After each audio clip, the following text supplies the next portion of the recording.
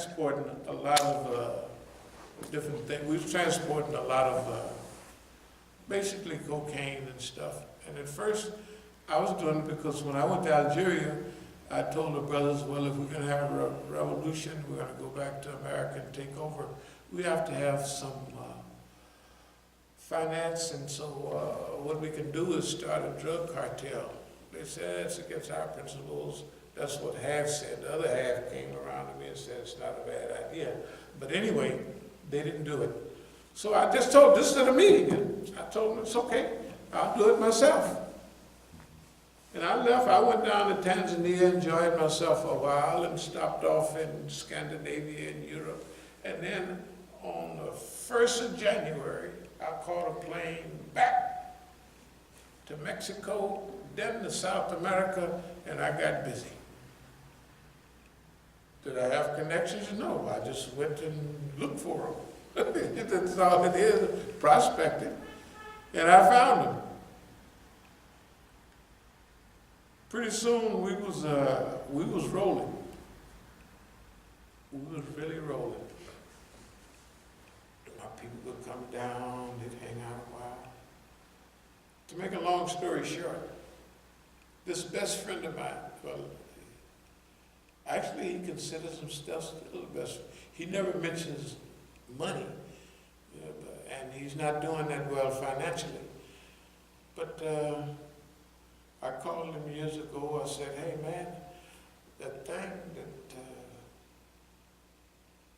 we doing, when you bring that back, then we're going to put that on, make the thing bigger. We're going to take over cocaine in America. It was wonderful that time because, see, the Colombians hadn't dug in. They had a lot of product, but nowhere to send it, nobody to buy it.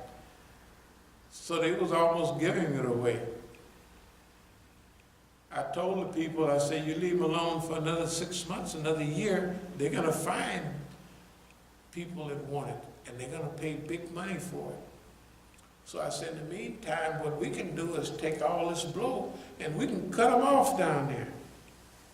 Pay them a nice price where they can feel okay, and then we distribute blow all over America. That's when you think big and well, black mafia, criminal stuff. The dream, drug control of the whole country. It's nice dreams. So my partner, he got to stalling, and he sent me a message down there. This is my friend. And he said, tell so-and-so I'm on the big end now. That he's on the big end. And of course, that's not correct. Your connection is always on the big end. If you don't have no connection, you might have one little role, that's it. And that's what happened. He said, that's a joke we use in our family, that my son would say, yeah, well, Dad, I'm on the big end now. That means I'm a damn fool. It means, it's a joke. And my partner told me, I'm on the big end now. I mean, he's on the distribution end, he's on this, that, and other. Just at that time,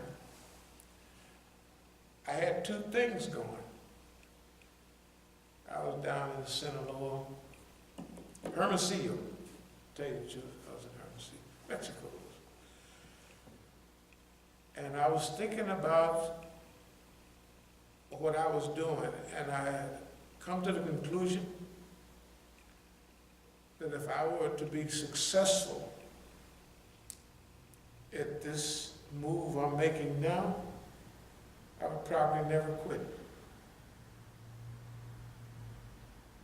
So I quit right in the middle. Probably people have got millions off of what I put in place. I packed up and left it. I just left it.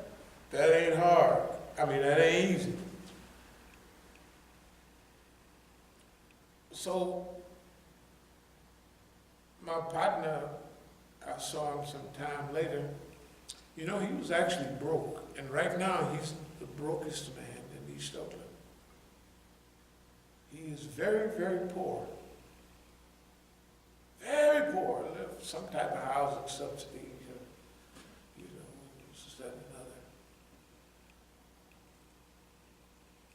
another. On the other hand, when you follow your dream, it's not even a money thing. Because you can't pay for this. You know what I mean? You can't buy this. And moving toward a close, can you hit the heat just a little bit? We have the greatest opportunity. All of this stuff that you see was engineered.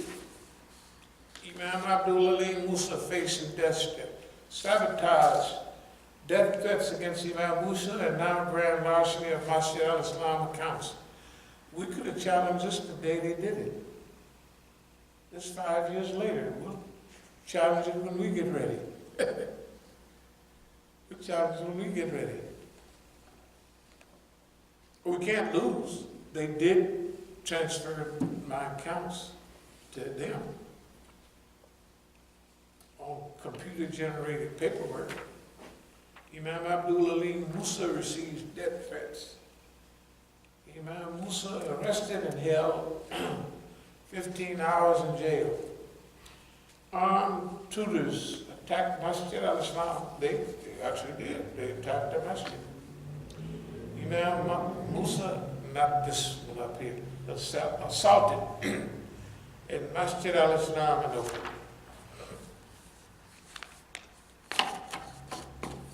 Then they stopped writing it in crescent. I don't know why, but it's a long story. All of this,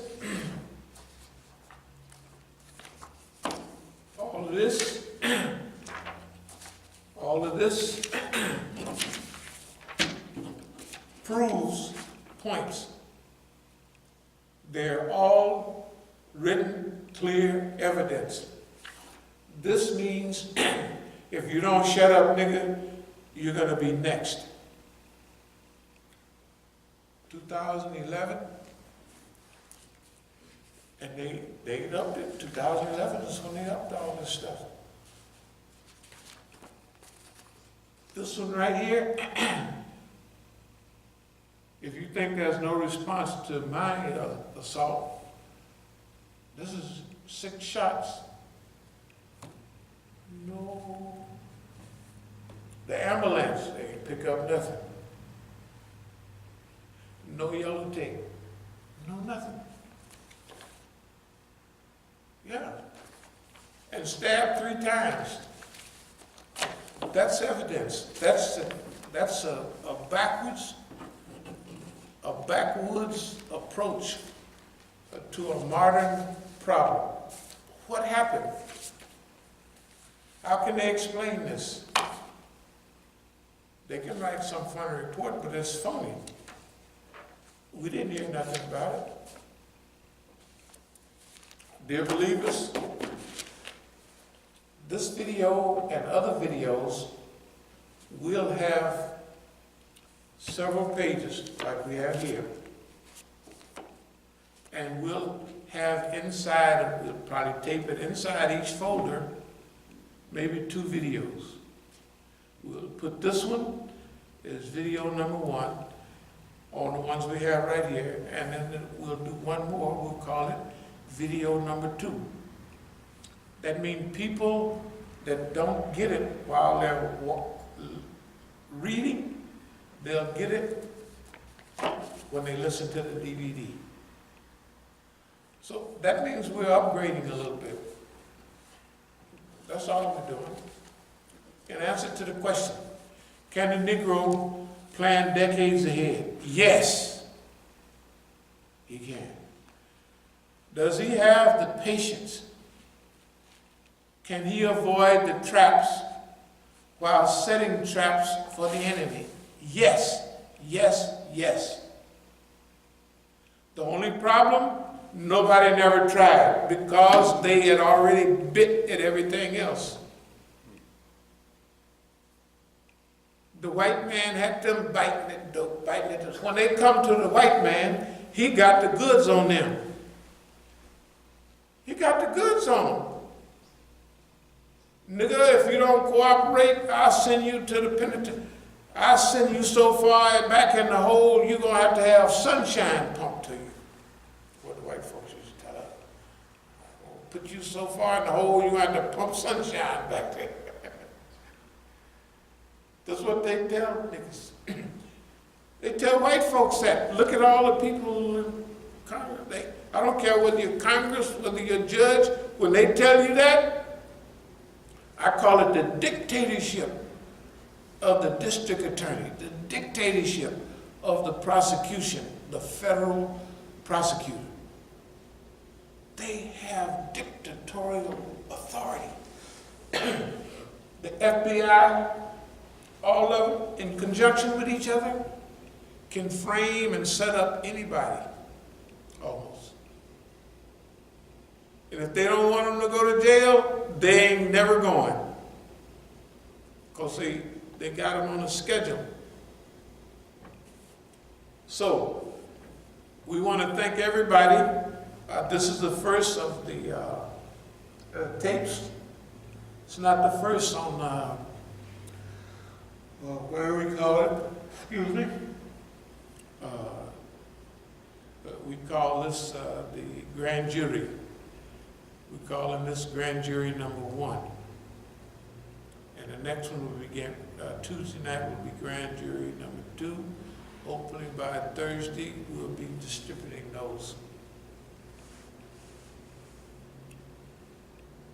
In closing, what we're doing again is lining this up before you. Any questions you have, call, do whatever you want to do. But at least you will know where we're coming from. You'll know what we have to say. And if you watch the crazy people, you'll know what they say. I want you to investigate every word they say and see how much it generates as far as intelligence, as far the stuff is hilarious. We got all the brothers killed, but all the brothers are our friends. That's strange. What brothers they talking about? They done told the white man everything they can tell him, and ain't got nowhere. As far as kindness,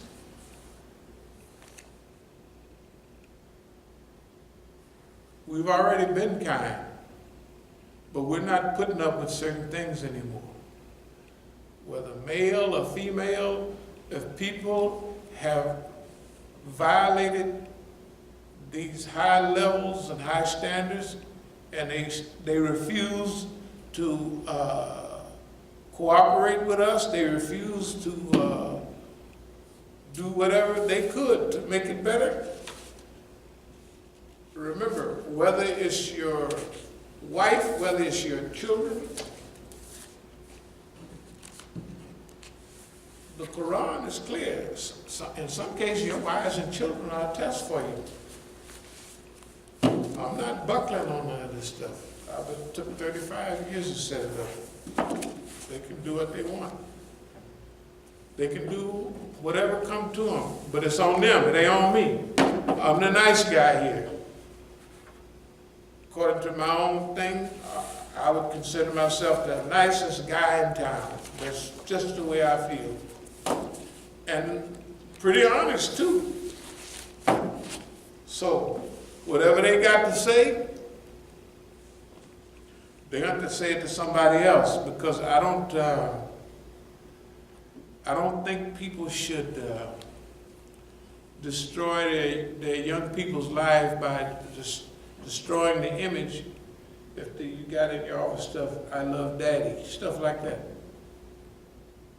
Then that stuff should be a part of, you know, the harm that you can do to girls, telling them lies.